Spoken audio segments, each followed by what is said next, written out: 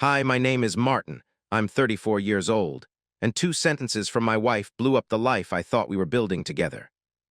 If you've ever had one moment flip your entire world upside down, go ahead and tell me in the comments what it was.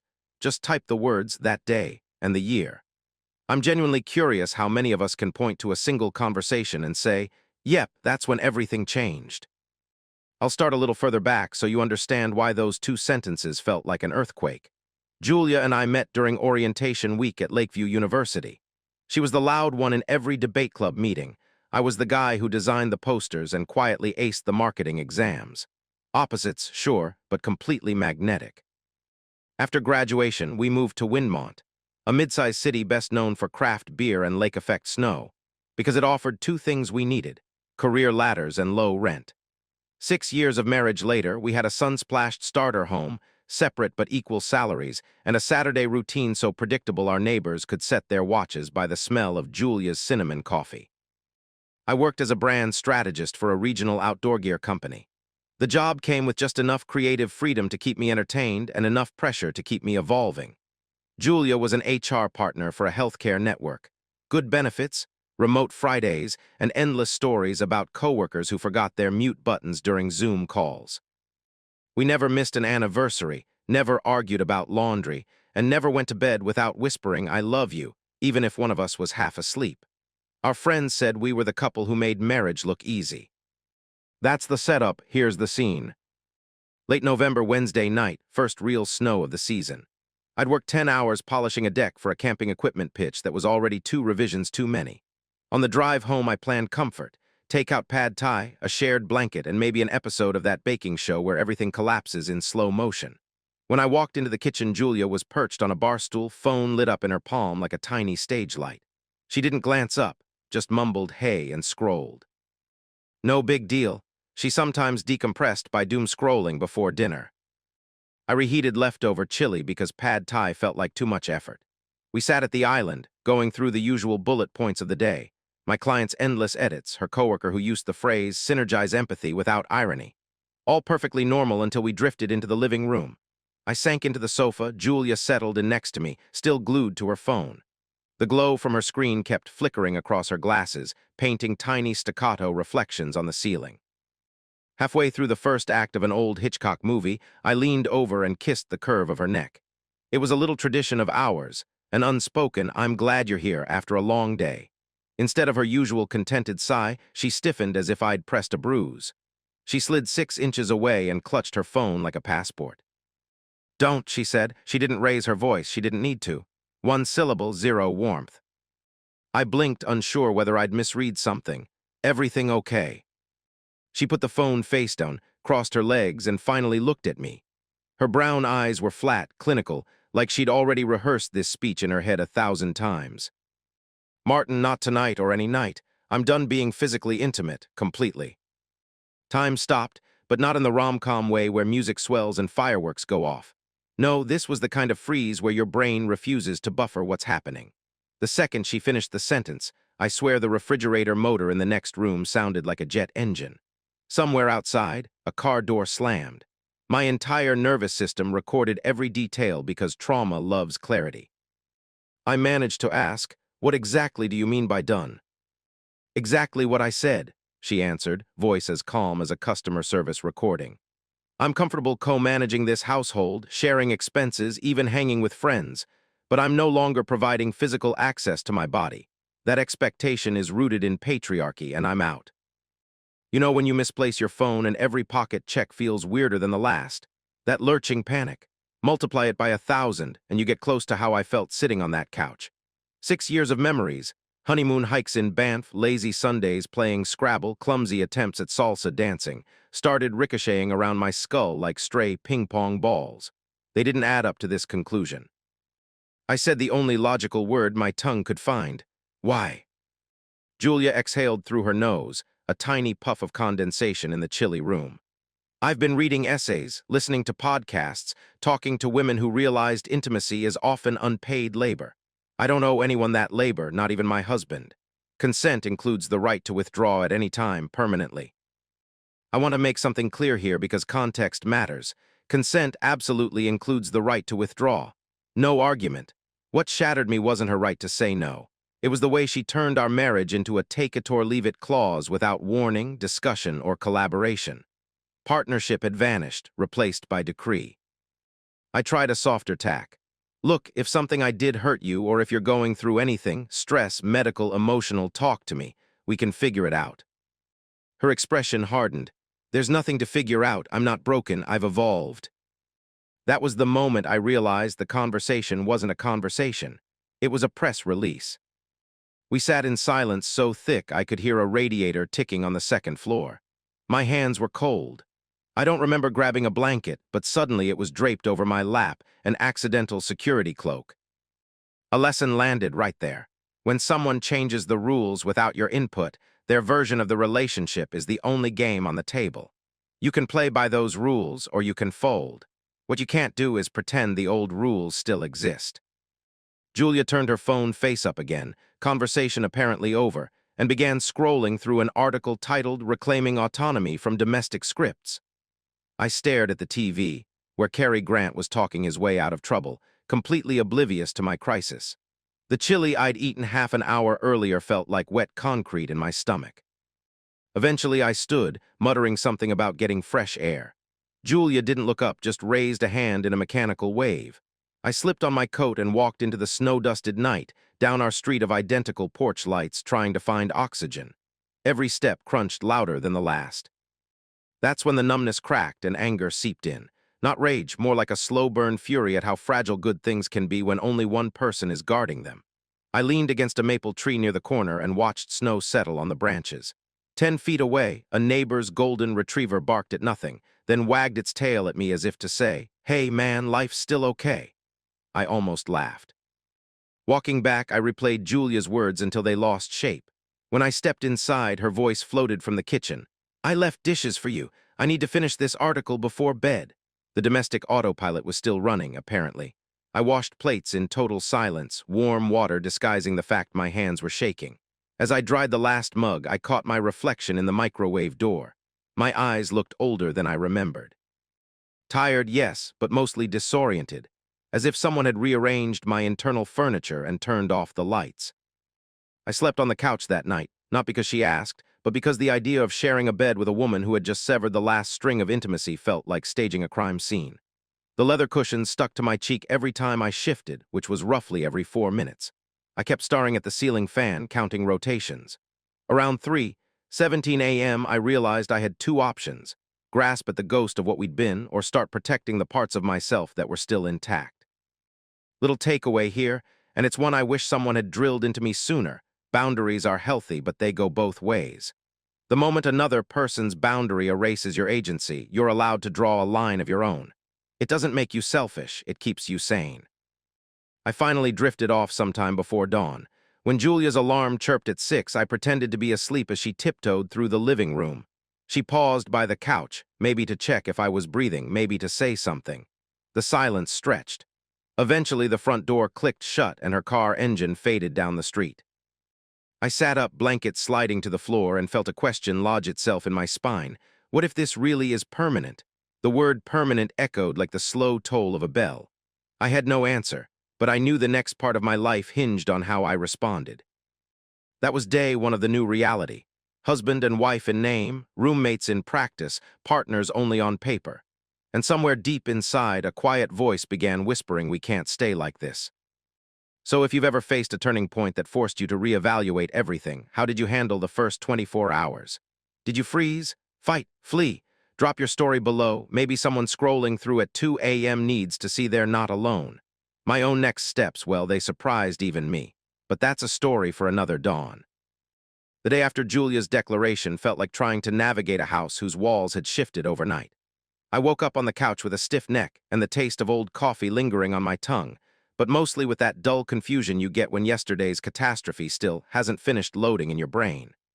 The bedroom door was closed, and from behind it I could hear the low hum of her blow dryer. Same routine, brand new universe. At breakfast, I tried for conversation, clinging to normalcy like it was a life raft. "Our property tax bill came in," I said, pushing a sealed envelope across the table. "We should look at it together." Julia didn't even break stride buttering her toast. Just pay your half like always.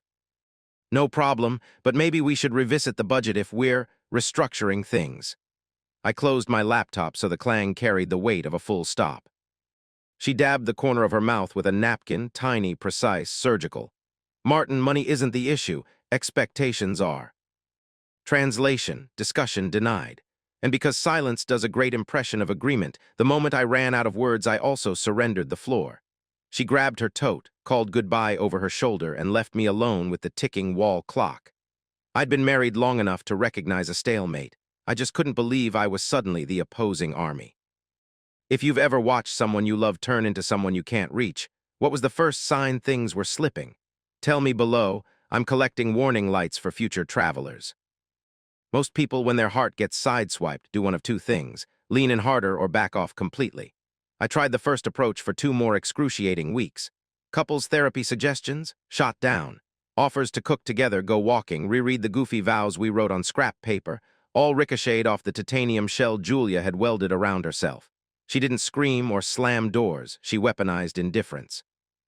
I started hearing my own voice echo in the kitchen, because hers was always monosyllabic. Night was the worst. We still shared the same mattress. My "I'm not giving up my bed" pride lasted exactly 1 night on leather vinyl, yet our bodies orbited each other like 2 moons around separate planets, close enough to feel gravity, never close enough to collide. I'd lie there cataloging ceiling crack shapes while she scrolled social justice threads until 1 a.m. A single blue glow was the only lighthouse in the room, but it guided neither of us anywhere.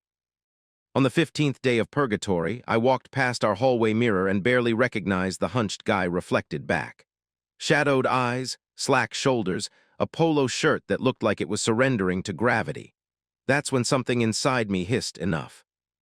I didn't decide to become a better man or win her back. Big cinematic slogans are great for movie montages, but useless at 6 in the morning when the hardest thing you can imagine is smiling at your own reflection. What I decided, quite simply, was to treat my sanity like an endangered species worth protecting. Step 1 was daylight. The following dawn, I set my alarm for 5:30, hauled myself onto the icy porch, and jogged 3 trembling laps around the block. My lungs burned like someone had swapped them with cold gravel, but when I returned to the kitchen, cheeks flaming, Julia still wasn't up. For the first time in weeks, the air in the house felt neutral, no passive-aggressive sighs, no invisible judgments. Just the slow drip of coffee and my heartbeat, both gradually settling into rhythm. If you've ever reinvented a morning routine after a major blow, drop, sunrise, reset in the comments so the rest of us know we're not the only weirdos finding salvation before dawn. By day 3, my muscles screamed every time I raised a mug, yet weirdly I craved the discomfort. Physical pain felt honest compared to the emotional static I'd been wading through. At work, my manager, Ross, slapped my shoulder and said, "Whatever vitamins you're taking, keep it up, you're charging through these projects."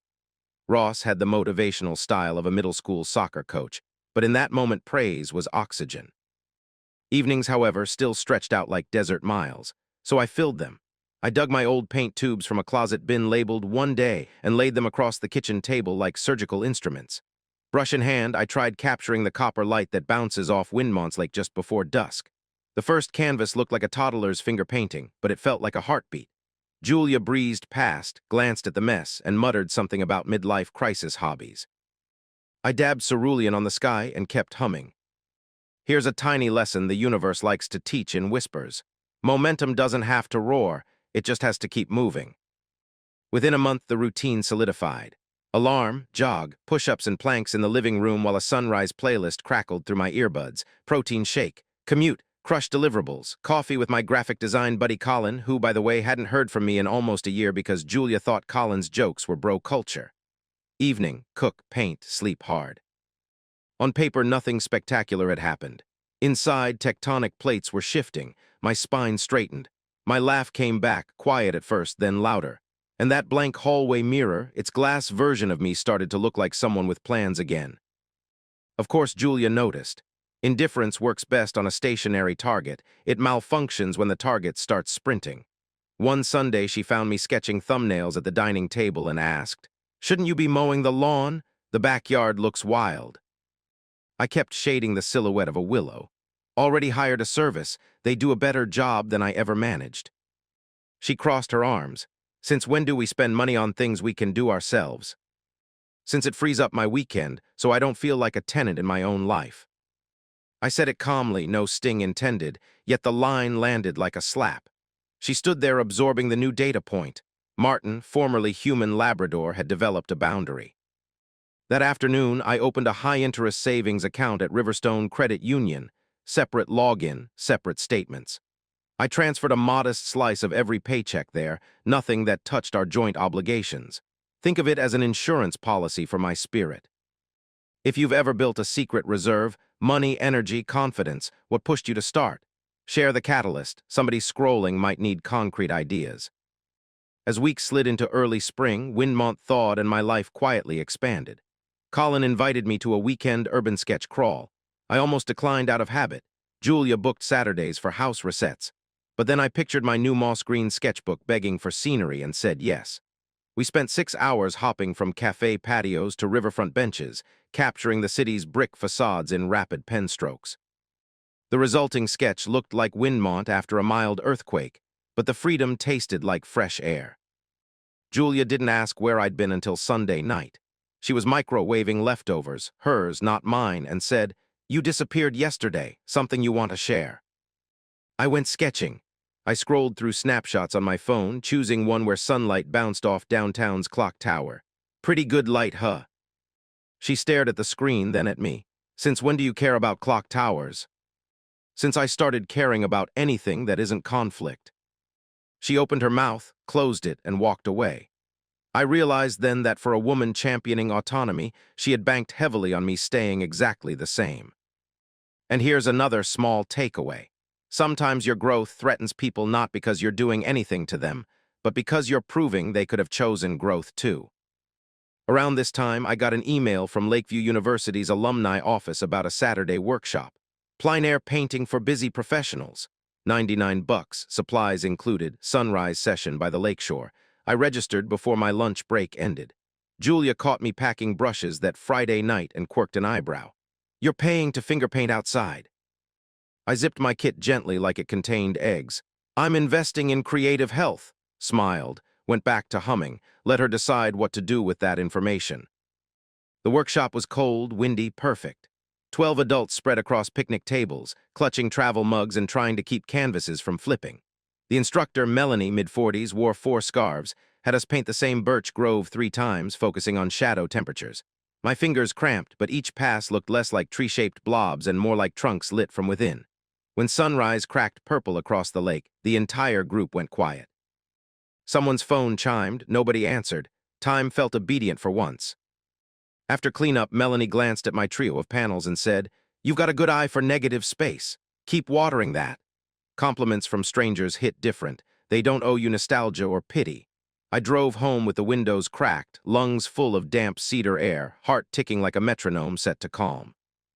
Back at the house, Julia was rearranging books on the living room shelves, something she did whenever anxiety chewed the edges of her patience. She saw the canvases under my arm.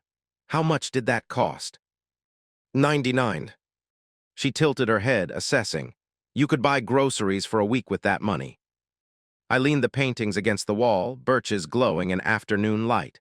"True, but groceries don't teach me how to see."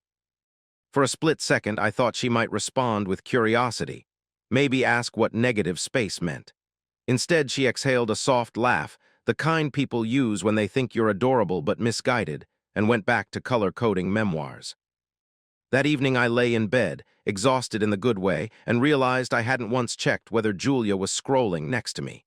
My orbit had widened, her gravity was losing reach. Not because I'd stopped caring, but because I'd started caring about other things, too. If you've been through heartbreak, when did you first notice life tasted a little sweet again? Name that flavor in the comments. Mine was Cedar Pine Sunrise. The final nudge out of emotional quicksand arrived via email 2 weeks later. Ross forwarded me an internal posting. "Senior creative lead, remote friendly." It came with a pay bump and a travel budget for field research trips. His note read, "You should throw your name in." Past Martin would have hesitated, worried about how the extra responsibility might cut into couple time. Current Martin hit reply all and typed, "I'm interested. Let's talk Monday." Julia found me ironing a fresh shirt that Sunday night. Yes, ironing me. She asked why I was dressing like someone's spokesperson. I told her about the interview. She blinked twice. That's quick. We usually discuss big decisions. I folded the collar crisp. We usually discuss a lot of things. It wasn't a threat, just a fact recorded in plain English. She opened her mouth, closed it, and retreated to the sofa. The living room filled with the faint buzz of her phone's screen. I finished ironing, humming the same song I'd jogged to that morning. Lesson number 3, and I promise it's the last one for tonight. You can't out-argue someone's worldview, but you can outgrow the space where their worldview traps you. Growth, unlike debate, doesn't beg for permission. When the alarm rang at 5:30 Monday, my feet hit the floor before my mind finished waking. Jog, planks, coffee, shirt, tie, portfolio. As I headed out, Julia stood in the hallway holding one of my birch paintings. "Does this new job mean more travel?" she asked, tracing a brushstroke with her finger. "Probably. We'll figure out schedules." She lowered the canvas slowly. "You're different lately." "I'm alive lately," I corrected, stepping past her. "Wish me luck." Outside, the air smelled like wet pavement and daffodils fighting through April frost. I slid into the car, heart thumping, and caught my own grin in the rearview mirror. The man staring back looked like someone I hadn't seen since college, someone who still flipped through possibilities the way kids riffle baseball cards.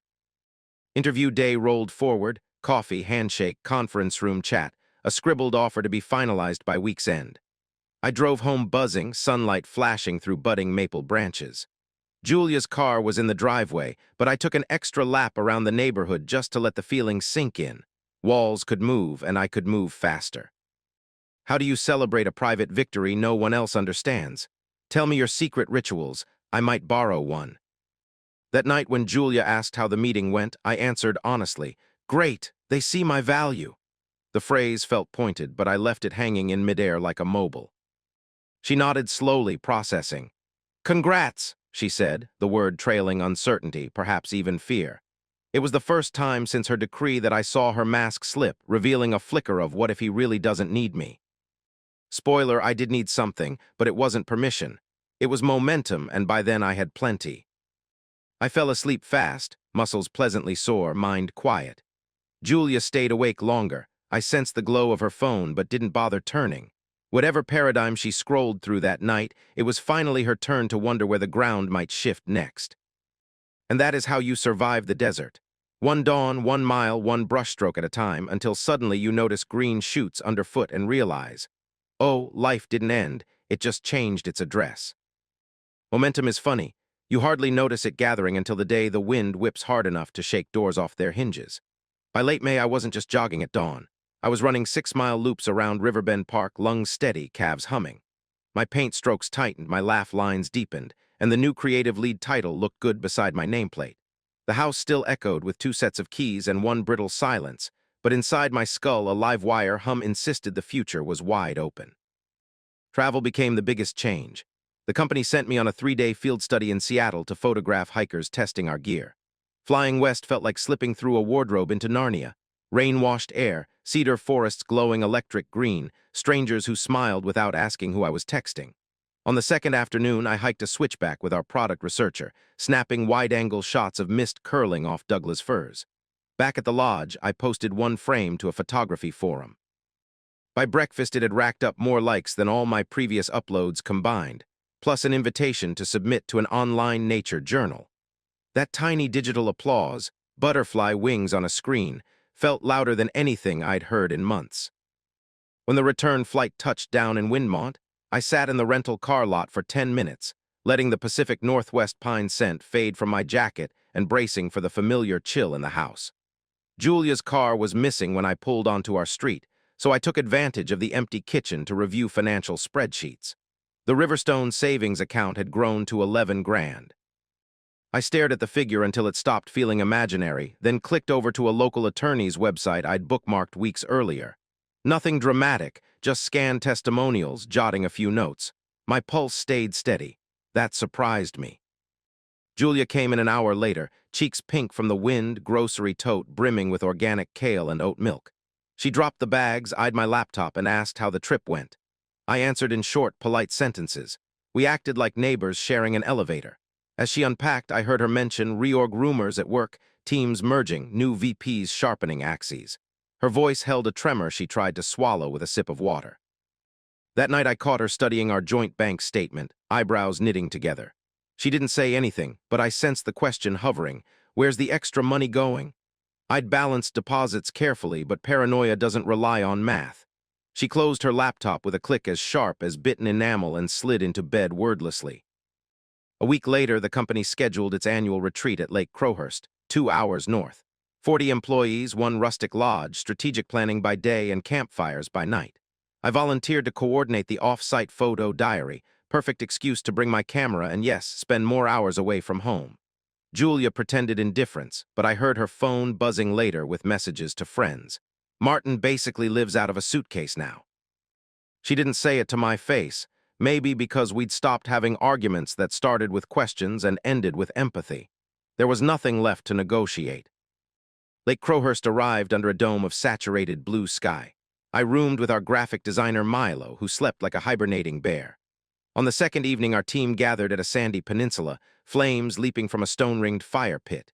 People passed granola bars and cheap guitar chords floated through smoke. Emma, yes, the Emma who had admired my gallery of cell phone photos months ago, settled beside me on a driftwood log. She'd cut her hair since the last meeting, silver hoops catching emberglow. We talked compositions, shutter speeds, how light bends across water just before sunset. Easy conversation, no subtext, but sitting shoulder to shoulder with someone who asked follow-up questions felt luxurious. Around midnight, the group dispersed toward cabins, crunch of gravel underscored by distant loons. Emma and I lingered to bank the fire. Ash swirled, stars slapped silver onto the lake. She hugged her arms against the chill and said, "Your energy's different than when I started." She didn't elaborate, and I didn't fish. Instead, we stood in soft silence until embers dimmed. Then I walked her to her cabin door like a scene from a 1950s film. No lines crossed, just a clarity inside my chest. I deserved this level of ease all the time. Back in my room, Milo snored thunderous approval. I lay awake listening, not to him, but to the internal verdict reaching unanimous consent. When I got home, excuses had to end. Have you ever felt a single evening shove you over an invisible threshold? Drop, wake up night in the comments, and if you dare, share why. The storm broke 2 Fridays later. I arrived home to find Julia at the dining table, hands clasped like a child called to the principal's office. Her eyes were puffy, mascara dotted a crumpled tissue. The merger she'd dismissed as corporate gossip had materialized, and her department was toast. She had 3 weeks of severance, maybe unemployment after that. My first instinct was to reach across the table, but muscle memory isn't destiny. I folded my coat, hung it by the door, and asked what her plan was. Plan, the word cracked. I thought we'd discuss options together. Options, funny how fast a solo act turns duet when rent's on the line. I maintained a gentle voice, no cruelty, just boundaries. I'll cover my half like always, but our budget is our budget. Let me know what you can manage. Her lower lip trembled. She muttered that she needed a shower and disappeared upstairs. The next morning, while she slept, I emailed attorney Harper from the bookmarked website, requesting a consultation for Wednesday. 20 minutes later, I transferred another chunk of salary into Riverstone. The figure climbed to 15 grand. I exhaled the way climbers do at a false summit, relief laced with the knowledge that the hardest pitch is still ahead. Julia spent Sunday rewriting resumes, AirPods blasting motivational podcasts about resilience. I spent 4 hours cataloging photo negatives and selecting 5 pieces for submission to that nature journal. We existed like roommates prepping for separate marathons, occasional hallway crossings, no eye contact. On Wednesday, I told Julia I had an off-site lunch and drove to Attorney Harper's office, a sunlit second-floor suite painted calming sage green. Harper herself was brisk, mid-50s, eyes twinkling behind rimless lenses. She listened to my condensed story, no emotional flourishes, just timeline and facts. When I relayed Julia's declaration of permanent celibacy, Harper nodded. California courts, especially in Wind County, take abandonment of marital duties seriously, sexual as well as financial. Documentation helps. I had emails, texts, a journal entry from the night of the decree. Harper tapped her pen. We can file no fault with an addendum citing constructive abandonment, expedite spousal support decisions, and protect your separate funds. She outlined costs, deadlines, probable outcomes. By the time I left, A manila envelope contained draft petitions and instructions to keep every new piece of evidence. Driving back to the office, I felt oddly light, not smug, just buoyant, like finally exhaling after holding breath underwater too long. The dash clock showed 1:11 p.m., a triple-digit coincidence friends used to screenshot for luck. I took it as a wink from the universe. Onward. If you've ever sat in a lawyer's office feeling equal parts terror and liberation, was there a song stuck in your head afterward? Mine was an acoustic cover of Do Look Back in Anger. Let me know yours. Playlists help. 8 days later, Julia's severance officially vanished. She approached me in the kitchen holding a mug of herbal tea the way sitcom characters cradle prop coffee, two hands, desperate warmth. "I can't cover my share this month," she said, voice paper thin. "Could we adjust percentages until I find something?" I rinsed my cereal bowl, heartbeat steady. "I'm willing to help temporarily, but we need a written plan." Her eyebrows lifted, ears searching for the old eager-to-please husband. He'd moved out months ago, though his shoes still stood by the door. We scheduled a Sunday sit-down. She arrived with a spreadsheet of hypothetical jobs and income projections. I arrived with divorce papers. Harper had couriered them in a discreet brown package Friday afternoon. I slid the folder across the table, spine aligned with placemat stripes. "What's this?" she asked, eyelids fluttering. "Next step."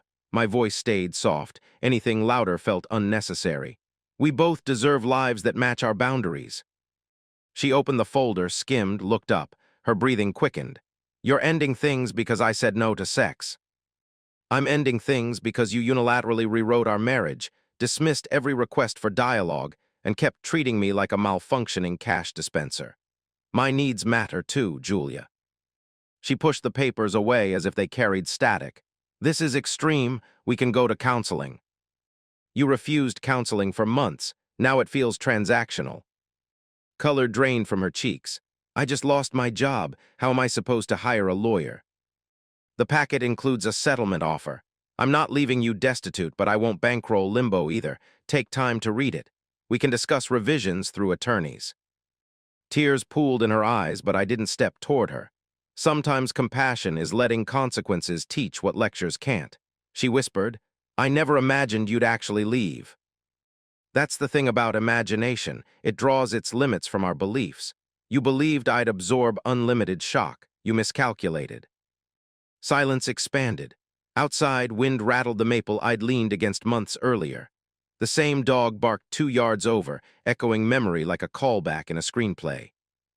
I stood, gathered the legal envelope she hadn't touched, and placed it on the credenza for when emotion cooled and logic returned. "I'll stay at a hotel tonight," I said. "You have the house to yourself. We can talk once you've reviewed everything." Her shoulders curled inward, grief folding the edges of defiance. I grabbed a pre-packed gym bag from the hall closet, kissed 2 fingers, and touched them to the doorframe. A private farewell to wood and drywall that had sheltered both joy and decay. Keys jingled, engine turned, driveway receded. At the first red light, adrenaline hit like a sugar crash. My hands shook, I gripped the wheel. Then, slowly, certainty overrode panic. I wasn't destroying a home. I was evacuating a building already condemned. Night in the hotel felt surreal. Crisp sheets, neutral art, nobody asking where I'd been or why. I opened my laptop, scanned my email, and found the Nature Journal acceptance. They wanted 2 of my Seattle photos for their summer issue. Contributor's fee, moderate but symbolically massive. I laughed out loud, startling myself with the sound. Before bed, I typed a note in my phone. Lesson: self-respect costs less than self-betrayal. If you've ever paid that price difference, what currency did you use? Time, tears, dollars. Let's compare receipts in the chat. Someone out there needs proof the math can work in their favor. 2 mornings later, Harper emailed. Julia had signed but requested a minor adjustment to the settlement timing. I agreed. Pride didn't require punishment. It required closure. Papers were filed by noon. In the afternoon, I visited Riverstone and shifted a portion of savings into an investment account labeled Rebuild Fund. I walked out with a debit card, metallic teal, embossed with my name only. The sun reflected off its surface, small, satisfying flare. The divorce wouldn't finalize for 90 days, but spiritually the cord was cut. Back at the hotel, I packed, humming, then drove to a local gallery where a community board advertised wall space for emerging artists. I snapped a photo of the flyer and texted Emma. "Think I'm ready to exhibit? Coffee to brainstorm?" 3 little dots bubbled almost instantly. Her reply, "Yes, proud of you." Outside, dusk settled. The sky a watercolor wash even my amateur palette couldn't replicate. Windmont's streetlights blinked on, and for the first time in months I registered their gentle halo rather than their loneliness. I pointed my phone at the scene, clicked shutter, smiled. A chapter was closing, sure, but the horizon felt unpacked, infinite, like a blank canvas waiting for the first confident stroke. And to anyone watching who's standing at their own threshold, here's my final question. What would you rebuild first if the lock on your cage clicked open tonight? Name it. Say it out loud in the comments. Momentum loves an invitation. The divorce didn't end with a bang, more like the way a glacier calves. Slow, cracking, inevitable, then suddenly there's open water where ice used to be.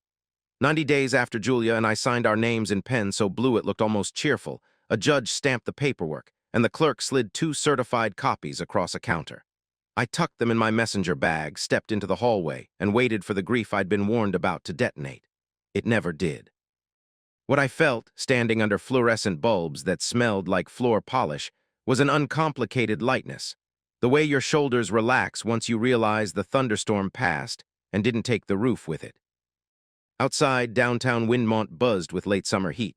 I crossed the plaza past a busker playing Here Comes the Sun on a battered ukulele on-the-nose soundtrack, but I'll take cosmic DJing wherever I can get it.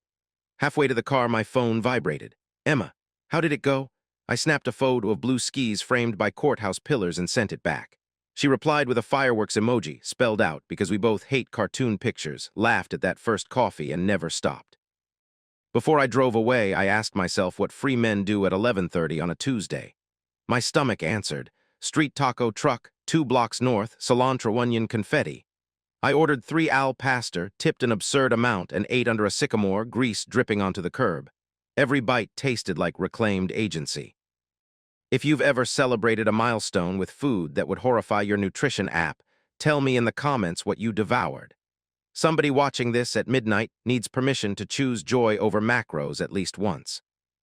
With legal ballast gone, creative draft filled the sale. My submission to Cascade Journal ran in their July issue, 2-page spread, my name in 9-point Garamond right under the title, Fir Needles in Morning Mist. Payment covered a new lens, but the confidence deposit was worth 10 times the check. The editor's note ended. Let us know when you have a bigger set ready. Those words looped in my head during every sunrise run, a metronome ticking toward the next move. I rented a converted loft on the east side. Exposed brick, paint-splattered floors, windows tall enough to swallow afternoons. No more echoes of phone wars or muted arguments over grocery lists, just the hum of a second-hand fridge and the occasional freight train moaning past the river. I hung the Birch Grove triptych in the entryway, first nail driven with a shaky hand, second and third perfectly level. My mother visited, eyed the canvases, and said they felt full of breath. Coming from a woman who still frames cross-stitched Bible verses, that was practically a 5-star review. Saturday mornings turned into photo hunts. Emma joined sometimes, sometimes not. We kept things easy, walk, shoot, coffee, no labels, no interrogations. I told myself we were 2 artists swapping light theories. Still, the first time our fingers brushed when she passed me a memory card, my pulse clocked a half-mile sprint in place. I stepped back, reminded both of us I wouldn't cross certain lines until ink dried on the divorce. Ink was dry now. I invited her to the loft for dinner, nerves buzzing like studio fluorescents. She arrived in hiking boots and a linen dress that made no sense together and therefore suited her exactly. We ate spicy chickpea stew at a thrift store table while cicadas roared outside.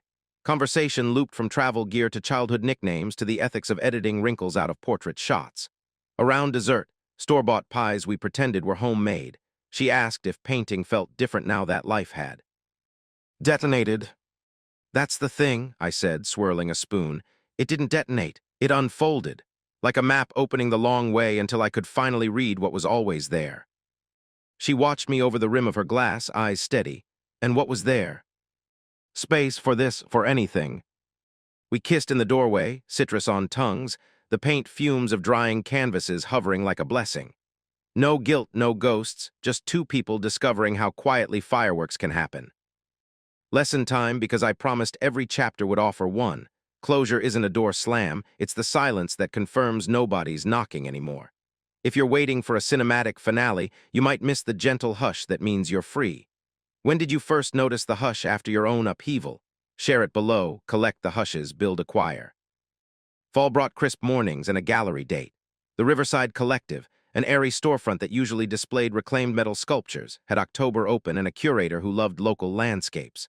I pitched Light After, a series charting my year. Frozen birches, Seattle fog, courthouse pillars, taco truck sycamore, and a final long-exposure shot of Windmont's river bending blue under star trails. The curator booked me on the spot, then said I'd need at least 15 pieces. 15. At most I had 9 that didn't make me cringe. Deadlines generate miracles. I took time off work, road-tripped solo to Michigan dunes, Vermont forests, and Tennessee ridgelines, chasing color like a dog chases thrown sticks. One dawn on the Blue Ridge Parkway, I framed the exact moment sun ignites fog in a valley bowl. Click. That image carried the entire collection, gold seeping through charcoal haze, a visual metaphor so precise I laughed out loud on the overlook and scared a family of deer. The file name in my laptop became Daybreak Rebuild, TIFF, because I'm sentimental like that. Opening night landed on a Thursday because the curator swore Thursdays loosen wallets. On lunch break, I changed into a charcoal blazer that fit now, thank you Dawn runs, and rehearsed 0 speeches. The photos could speak. The moment Emma walked in black jumpsuit, camera slung crossbody, I knew even if no one bought a print, success was already breathing in the room. People wandered, sipped boxed Pinot, murmured about composition. A retiree pointed at the courthouse image and asked why I captured something so banal. I told him ordinariness can be sacred when it marks a threshold. He bought a framed print, said it would remind him of his own divorce 30 years back. We toasted with plastic cups.